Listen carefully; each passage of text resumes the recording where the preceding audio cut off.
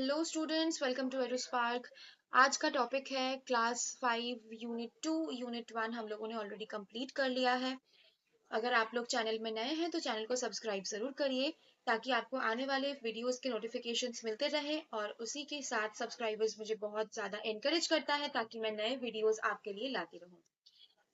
तो चलिए आज का टॉपिक स्टार्ट करते हैं। Health and wellbeing. इस यूनिट में हम लोग हेल्थ एंड वेलबींग के बारे में पढ़ने वाले हैं। इसमें हम लोग पढ़ेंगे कि what is the importance of balanced food, health care and maintaining good health with regular exercise and rest. इसके अलावा कैसे कल्चरल प्रैक्टिसेस हमारे हेल्थ को और वेलबींग को सपोर्ट करता है जब सीजन चेंज होता है। ठीक है। और उसी के साथ how to take care of food and explore various traditional Indian methods to of food preservation. Microbes के बारे में हम लोग पढ़ने वाले हैं। तो चलिए जो इस यूनिट का फर्स्ट चैप्टर है उसको पढ़ते हैं, जो कि है third chapter, the mystery of food. पहले हम लोग पढ़ने वाले हैं फूड स्पॉइलेज। स्पॉइलेज का मतलब क्या होता है? स्पॉइलेज का मतलब होता है वेस्ट होना, खाना वेस्ट हो जाना। यहाँ पे एक स्टोरी है दिशा का। दिशा अपना लंच बॉक्स स्कूल में भूल गई थी लास्ट फ्राइडे को। तो वो 3 दिन बाद जब उस टिफिन बॉक्स को खोलती है, उसमें क्या था? उसका फेवरेट फूड था उत्तपम। वो खोल के देखती है कि एक फोल स्मेल आ रहा है उससे और उसमें कुछ कलर्ड पैचेस आ गए। अब ये कलर्ड पैचेस है क्या? तो ये जानने के लिए वो चली गई अपने अन्ना के पास। अन्ना क्या है? अन्ना है एल्डर ब्रदर को तमिल में अन्ना बोला जाता है। तो उसके भैया का नाम है आदित्य, जो कि क्लास 8 में पढ़ता है। उससे जाके जब दिशा ने पूछा तो उसने दिशा को ये बताया कि टाइनी लिविंग थिंग्स होते हैं जिसको माइक्रोब्स बोला जाता है। अब ये माइक्रोब्स बहुत सारा है, इसीलिए पैचेस की तरह वो उत्तपम के ऊपर दिख रहे हैं। अब माइक्रोब्स कैसे दिखते हैं? माइक्रोब्स हम लोग को एक माइक्रोस्कोप है, एक इंस्ट्रूमेंट, उसके थ्रू हम लोग को देखने को मिलता है। हम लोग के आसपास ये हर जगह पे होता है। इवन ह्यूमन बॉडीज के अंदर भी माइक्रोब्स होता है। उन सब के बारे में हम लोग और डिस्कस करेंगे। कुछ कुछ माइक्रोब्स है जो हम लोग को कर्ड बनाने के लिए हेल्प करता है, डाइजेशन करने के लिए भी हेल्प करता है। और क्या करता है? जहाँ पे भी, जिस खाने में भी ये माइक्रोब्स दिखने को मिलते हैं, वो उस फूड का टेस्ट चेंज कर देता है, स्मेल को चेंज कर देता है। अब क्योंकि बहुत सारा यहाँ पे हो गया है माइक्रोब्स एक साथ, इसीलिए हम लोग को बाहर से भी माइक्रोब्स देखने को मिल रहे हैं। नहीं तो माइक्रोब्स किस चीज से दिखता है? माइक्रोस्कोप से। ठीक है। तो यहाँ से उसको ये पता लगा कि माइक्रोब्स सॉइल, वाटर, एयर, हर तरफ है। प्लांट्स, एनिमल्स, इवन हम लोग के अंदर भी माइक्रोब्स है। Now you have to think that have you ever had an upset stomach? Do you know what could have caused it? क्यों हुआ? क्या ऐसा कभी हुआ है कि स्पॉइल्ड फूड खाने से मिस्टेकनली आपका तबीयत खराब हुआ है? अगर हाँ, तो उससे आप फिर ठीक कैसे हुए हो? इसका एक्सपीरियंस आपको अपने क्लासमेट्स के साथ शेयर करना है। Mystery to. मिस्ट्री टू में क्या है? फूड क्यों जल्दी खराब हो जाता है, क्यों स्पॉइल हो जाता है जल्दी? तो दिशा ने बालकनी में एक स्लाइस ऑफ ब्रेड रखा था अपने कैट के लिए, जो कि 2 दिन से नहीं आई थी खाने के लिए। तो 2 दिन बाद उसने उस ब्रेड में कलर्ड पैचेस देखा। पर ग्रैंड माँ, जिनको तमिल में पार्टी बोला जाता है, उन्होंने जो पिकल बनाया था उसमें कोई भी माइक्रोब नहीं हुआ था, जो कि जार में बंद पड़ा हुआ था। तो ये बहुत स्ट्रेंज लगा दिशा को। इसका आंसर जानने के लिए वो फिर अपने अन्ना के पास गई। तो अन्ना ने उसको बोला, microbes need moisture, air and right temperature to grow. अब पिकल क्या होता है? सनलाइट में रखा हुआ जाता है ना, और उसमें ऑयल रहता है, इसीलिए उसमें माइक्रोब्स नहीं आते हैं, माइक्रोब्स नहीं पकड़ पाते। तो माइक्रोब के लिए क्या चाहिए? एयर चाहिए, वाटर चाहिए और प्रॉपर टेम्परेचर भी चाहिए। अब देखिए, घर में दिशा ने देखा कि उसके अम्मा एंड अप्पा, मतलब मदर एंड फादर, चिली को ड्राई कर रहे थे सनलाइट में। क्यों? ताकि वो चिली पाउडर बना सके, जो कि वो लोग पूरा साल यूज कर सकते हैं। तो इससे और उसको जानने को मिला कि sun removes the moisture from the chillies. जब हम लोग सनलाइट में कोई भी चीज रखते हैं तो उसमें से मॉइस्चर गायब हो जाता है, पानी गायब हो जाता है ना। तो वो मॉइस्चर दूर रहता है, मतलब माइक्रोब्स भी दूर रहेगा। Without moisture microbes can not grow. यहाँ पे आपसे पूछा गया है कि और कौन सी चीज हम लोग ड्राई करके रखते हैं ताकि वो स्पॉइल ना हो थ्रू आउट द ईयर। और हम लोग क्या क्या चीज यूज करते हैं? सॉल्ट यूज करते हैं, पेपर यूज करते हैं, ऑयल यूज करते हैं, ताकि पूरा साल हम लोग उस चीज को प्रिजर्व करके रख पाए, उसमें माइक्रोब्स ना हो और वो फूड खराब ना हो। यहाँ से आपसे पूछा गया कि मैंगो को हम लोग लॉन्गर ड्यूरेशन के लिए यूज करने के लिए उसमें हम लोग क्या क्या चीज उससे बनाते हैं। पिकल बनाया जाता है ना, फिर आम को सुखा के नमक से मैरिनेट करके आम को सुखा के रखा जाता है, और भी और सारे यूज हम लोग करते हैं मैंगो से। वो आप अपने घर में एल्डर से पूछना और यहाँ पे आपको लिखना है। और एक एक्टिविटी है जहाँ पे आपको टोमेटो को स्लाइस करना है और उन सब स्लाइसेस को आपको एक ट्रे में रख के उसको विंडो के सामने सनलाइट में प्लेस कर देना है। आपको ऑब्जर्व करना है कि उसमें कोई चेंज हो रहा है या नहीं। अब देखिए पिकल में क्यों नहीं होता है माइक्रोब्स, क्योंकि पिकल में ना ऑयल होता है। Oil keeps out air and stops growth of microbes. क्योंकि ऑयल एयर को दूर रखता है, मॉइस्चर को दूर रखता है, तो माइक्रोब्स इसीलिए पिकल में नहीं दिखते हैं, पिकल में नहीं ग्रो कर पाता है। Now you have to discuss what would happen if the pickle to this pickle if no oil had been there. अगर पिकल में ऑयल नहीं होता तो क्या होता, पिकल में भी माइक्रोब्स आ जाते हैं। फिर आपने अपने घर में भी देखा होगा कि रेफ्रिजरेटर में, फ्रीजर में हम लोग खाना स्टोर करके रखते हैं और उसमें भी माइक्रोब्स नहीं आता है। इसका रीजन क्या है? इसका रीजन ये है कि कोल्ड टेम्परेचर स्लो डाउन कर देता है माइक्रोब। फ्रीजर में या रेफ्रिजरेटर में क्या होता है, बहुत ज्यादा कोल्ड टेम्परेचर रहता है, उसकी वजह से खाने में माइक्रोब्स ग्रो नहीं कर पाते हैं।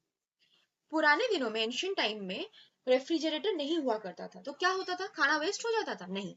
तब कूलर के हिसाब से हम लोग मटका यूज करते थे, क्ले पॉट्स। वो खाना को क्या रखता था, कूल रखता था, ठंडा रखता था। क्यों हम लोग बटर रेफ्रिजरेटर में रखते हैं, घी को नहीं रखते हैं? क्योंकि बटर ठंडा होता है, हम लोग इसीलिए बटर को रेफ्रिजरेटर में रखते हैं। और घी को, और जैसे घी को हम लोग घर में बना सकते हैं, यहाँ पे आपको स्टेप्स दिया गया है, देखिए। हीट बटर, बटर को हीट करिए, फिर उसको सेपरेट करिए, जो वाटर आया है वाटर से बटर को सेपरेट करके वाटर को एवोपोरेट करिए और बॉईल करके फिर घी प्रिपेयर किया जाता है। तो क्या देखिए यहाँ पे हम लोग हीट दे रहे हैं ना, यहाँ पे हम लोग घी को प्रिपेयर करने के लिए हीट का यूज कर रहे हैं, इसीलिए घी में माइक्रोब्स नहीं होता है, इसीलिए हम लोग घी को फ्रीजर में स्टोर नहीं करते हैं। पर बटर ऐसे नहीं बनता है। बटर कैसे बनता है, बटर मिल्क के साथ आइस को यूज करके बनाया जाता है, इसीलिए बटर को फ्रीजर में रखना बहुत जरूरी है, नहीं तो माइक्रोब्स इजीली उसको पकड़ लेगा। ठीक है। There are many ways to preserve food. Food हम लोग बहुत तरीके से प्रिजर्व करते हैं, salt, sugar, spices like pepper को यूज करके, जो फूड को स्पॉइल होने से रोकता है। Now, activity 3, you have to find out about food preservation practices at your family by asking the elders at home. Write at least one such practice. आपको अपने घर के एल्डर्स से पूछना है कि वो लोग खाने को कैसे प्रिजर्व करते हैं, क्या यूज करते हैं, और एटलीस्ट एक ऐसा प्रैक्टिस आपको यहाँ पे नोट डाउन करना है।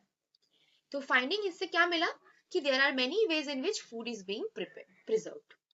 ब्लैक पेपर का यूज किया गया है ऊपर। तो ब्लैक पेपर क्या है, black pepper is common spice है जो हमारे घर पे देखने को मिलता है। ब्लैक पेपर बहुत पॉपुलर है क्योंकि इसी की वजह से वास्को दा गामा ओशन क्रॉस करके इंडिया में आए थे, ताकि वो यहाँ से बहुत सारा ब्लैक पेपर लेके जाए और विदेश में उनकी जगह पे जाके वो सेल कर पाए। ठीक है। इसके बाद आप लोग ऊंचे क्लास में हिस्ट्री भी पढ़ेंगे, जहाँ पे इसके और भी डिटेल में आप पढ़ने वाले हैं। अन्ना ने दिशा को ये भी बताया कि फूड फैक्ट्रीज में फूड को प्रिजर्व करने के लिए एयर टाइट कैंस होते हैं और पैकेजिंग होते हैं, जिसकी वजह से माइक्रोब्स फूड से दूर रहते हैं। एयर टाइट रहता है मतलब मॉइस्चर नहीं पकड़ता है।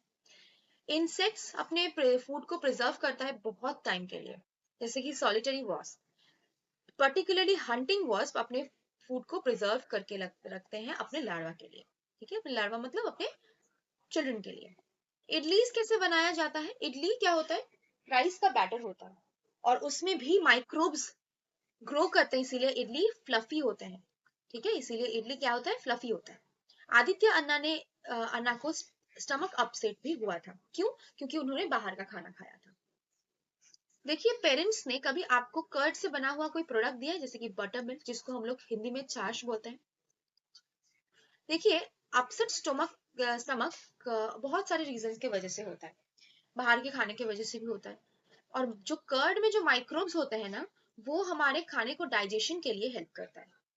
तो यहाँ से ये सीखने को मिला कि bad eating habits can also lead to indigestion. My food my pride.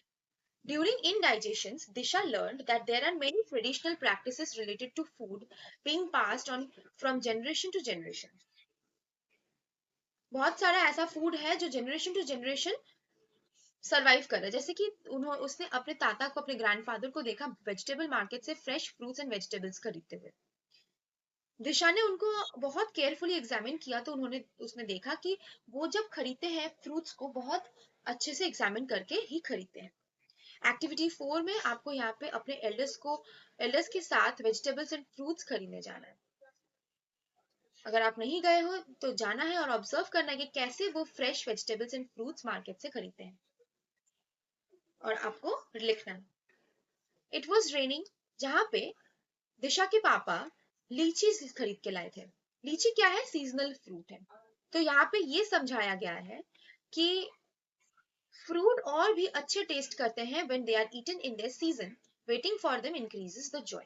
जो फ्रूट जिस सीजन में आता है उसी फ्रूट को सीजन में खाना चाहिए। सीजनल फ्रूट एंड वेजिटेबल्स खाना चाहिए। आपको यहाँ पे 3 सीजनल फ्रूट्स एंड वेजिटेबल्स के नाम लिखना है जो आपके रीजन में पाया जाता है, जैसे कि आमला विंटर में, जामुन समर में पाया जाता है। ऐसे ही आपको 3 सीजनल फ्रूट्स एंड वेजिटेबल्स के नाम उनके सीजन के साथ लिखने हैं। तो देखिए यहाँ पे बोला गया है कि दिशा का इन्वेस्टिगेशन खत्म हो गया है, पर आपके लिए एक क्लास एक्टिविटी है जहाँ पे आपको try chewing each item properly till it breaks down into smaller pieces and then into mush. यहाँ पे आपको टीथ के बारे में समझाया गया है कि हमारे डिफरेंट टाइप्स के टीथ होते हैं और उन सब के डिफरेंट डिफरेंट यूजेस भी होते हैं। जैसे कि इंसाइजर है, इन सबको इंसाइजर बोला जाता है, इनको कैनियन बोला जाता है, प्रीमोलर टीथ ये है और ये मोलर है। ठीक है, तो इन सब टीथ का अलग अलग यूजेस होता है। तो देखिए, chewing food properly breaks down the food and releases saliva which helps in digestion. अच्छे से च्यू करके खाना चाहिए, नहीं तो इंडाइजेशन का प्रॉब्लम हो सकता है। और different types of teeth have different uses. Oral hygiene हम लोग को मेंटेन करना बहुत जरूरी है। यहाँ पे दिशा को टूथ एक हुआ था जिसकी वजह से कैविटी पकड़ा गया, और डॉक्टर ने बोला है कि अच्छे से हर एक खाने के बाद माउथ वॉश करना बहुत जरूरी है। Oral hygiene is very important for dental checkup, और if any of your teeth are aching you may need to see a dentist. ठीक है, do not gulp down your food, chew food properly. तो finding क्या है कि I must eat my food slowly to avoid choking on it. यहाँ पे you have to write down how can you avoid choking. आप choking को कैसे avoid कर सकते हो? खाने को अच्छे से च्यू करके। फाइनल डिस्कवरी क्या है कि food eat right, preserve and store right, also chew properly and thank good microbes जो हमारे बॉडी के अंदर है, जो खाने को डाइजेशन के लिए हेल्प करता है। और यहाँ पे कुछ क्वेश्चंस हैं जिसके आंसर्स आपको लिखने हैं कि why do some food items last for weeks and others spoil in just a few days? You are going on a field trip for 2 days. List 5 food items you will carry. 5 दिन के लिए आप घूमने जा रहे हो, आप कौन से फूड कैरी करोगे जो स्पॉइल ना हो, है ना? What if food cannot be preserved? अगर फूड को प्रिजर्व नहीं किया जाता तो क्या होता? Imagine a world without food preservation and discuss the consequences. इसके consequences क्या होते अगर फूड हम लोग प्रिजर्व नहीं कर पाते तो? यहाँ पे आपको मेथड का नाम दिया गया है कैसे आप कोई आइटम को प्रिजर्व कर सकते हो। यहाँ पे आइटम ए का लिस्ट है, प्रोडक्ट है बी। देखिए यहाँ पे which method is use to preserve the following food items A to make the final product B. यहाँ पे 2 एग्जाम्पल दिया हुआ है जहाँ पे रोटी को हम लोग डिहाइड्रेशन रखते हैं ताकि खाखरा बना पाए, पापड़ को हम लोग सन में सुखाते हैं ताकि ड्राइड पापड़ हो पाए, मैंगो को भी हम लोग क्या करते हैं, ड्राई करते हैं सन में ताकि आम पापड़ बन पाए, लेमन को लेमन पिकल बनाने के लिए भी हम लोग ड्राई करते हैं सन में, बटर बनाने के लिए, बटर से घी बनाने के लिए हम लोग डिहाइड्रेशन करते हैं, जूस मतलब डिहाइड्रेशन मतलब पानी को कम कर देते हैं, है ना, पानी को निकाल लेते हैं। जूस से हम लोग कैन जूस बनाने के लिए डिहाइड्रेशन करते हैं, चिली को चिली पाउडर बनाने के लिए भी हम लोग क्या करते हैं, ड्राई करते हैं सन में, फिश को ड्राई करने के लिए, ड्राई फिश बनाने के लिए हम लोग सन को यूज करते हैं। यहाँ पे ये चैप्टर खत्म होता है, मिलते हैं नेक्स्ट चैप्टर के साथ। अगर वीडियो पसंद आई है तो वीडियो को लाइक करिए। Thank you.